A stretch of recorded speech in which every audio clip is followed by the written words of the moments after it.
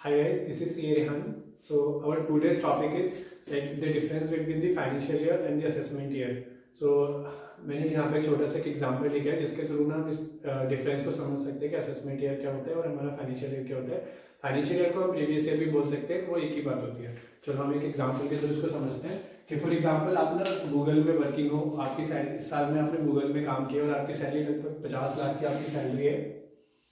और जो आपका टाइम पीरियड था, लाइक आपने कब से कब तक जॉब की है, तो आपका टाइम पीरियड था 1 अप्रैल 2023 से आपने जो जॉब करी है 31/3/2024 तक जॉब करी है. ठीक है, तो यहाँ पे अगर हम डिस्कस करें कि फाइनेंशियल ईयर क्या हो गया और असेसमेंट ईयर क्या हो गया, तो हमारा जो फाइनेंशियल ईयर होगा वो हमारा फाइनेंशियल ईयर होगा 2023-24 और जो असेसमेंट ईयर होगा उसका नेक्स्ट ईयर होगा जो कि होगा 2024 और 2025. व्हाट इट मीन्स, जिस साल में हम इनकम कमाते हैं वो हमारा प्रीवियस ईयर या फाइनेंशियल ईयर कहलाता है, और जिस साल में हम उस पर टैक्स पे करते हैं, लाइक जो भी साल में हम रिटर्न फाइल करते हैं वो हमारा असेसमेंट ईयर कहलाता है.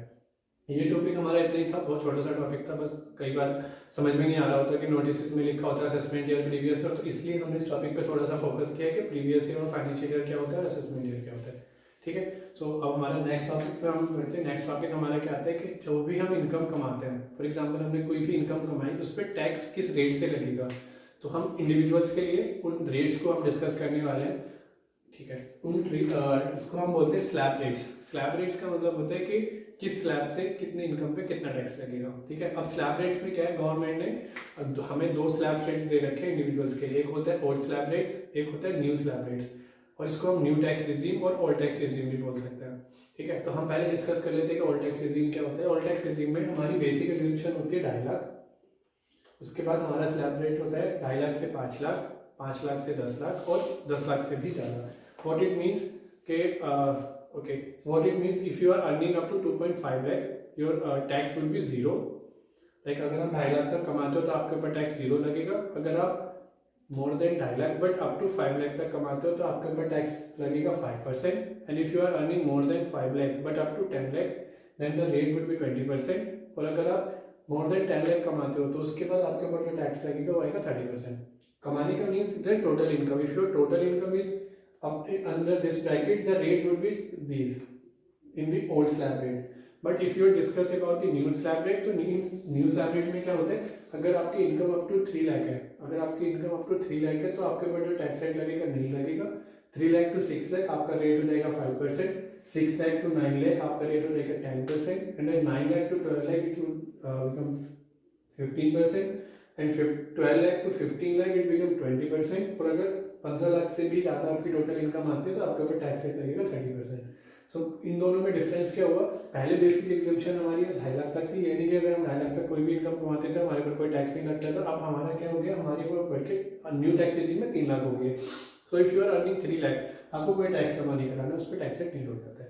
दूसरी बात आती है सरचार्ज की, कि सरचार्ज क्या होता है. तो जो लोग लाइक हाई नेटवर्थ इंडिविजुअल्स होते हैं जो अच्छा पैसा कमाते हैं, बहुत ज़्यादा पैसा कमाते हैं, उनके ऊपर सरकार उनसे सरचार्ज भी रिकवर करती है. तो सरचार्ज हमारा इस टैक्स के एडिशन में एक और टैक्स लगता है. उसमें भी हमारा न्यू स्लैब रेट और ओल्ड स्लैब रेट्स में अलग रेट्स होते हैं. लाइक एक रेट में डिफरेंस है, बाकी सारे रेट सेम होते हैं, बट फिर भी हम उसको अलग अलग डिस्कस करेंगे. तो हमारा पहले आ जाता है, अगर आपकी इनकम अप टू 50 लाख है तो आपके ऊपर जो सरचार्ज रेट लगेगा वो आपका लगेगा 0. आपको कोई सरचार्ज नहीं देना अगर आप अप टू 50 लाख की टोटल इनकम आ रही है. अगर आपकी टोटल इनकम 50 लाख से ज़्यादा है बट अप टू 1 करोड़ है तो आपको सरचार्ज रेट देना पड़ेगा 10%. अगर आपका इनकम 1 करोड़ से ज़्यादा है अप टू 2 करोड़ है तो आपको सरचार्ज देना पड़ेगा 15%. अगर आपकी इनकम 2 करोड़ से 5 करोड़ तक है तो आपको देना पड़ेगा 25%. और अगर आपकी इनकम 5 करोड़ से भी ज़्यादा है तो आपको सरचार्ज देना पड़ेगा 37%. मैं फिर से बता देता हूँ, सरचार्ज आपको इसके एडिशन में देना है. जो भी टैक्स आपका यहाँ पे निकल के आएगा उसके एडिशन में आपको सरचार्ज भी देना होता है.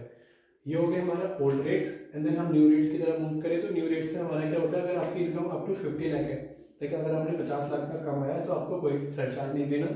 आपने 50 लाख से 1 करोड़ तक की अगर आपकी टोटल इनकम आती है आपको 10% देना है. अगर आपकी इनकम 1 करोड़ से 2 करोड़ हो जाती है, 1 करोड़ से 2 करोड़ के बीच में आती है तो 15%. अगर आपका 2 करोड़ से भी ज़्यादा है तो आपको 25% देना होता है.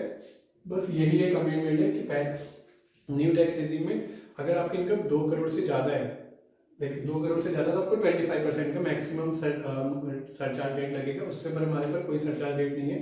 पहले जो 37% हो जाएगा वो रिप्लेस हो गया 25% से. तो अब ऐसा कोई रेट है नहीं. अगर और ठीक है, तो ये हमने आज 2 टॉपिक डिस्कस किए।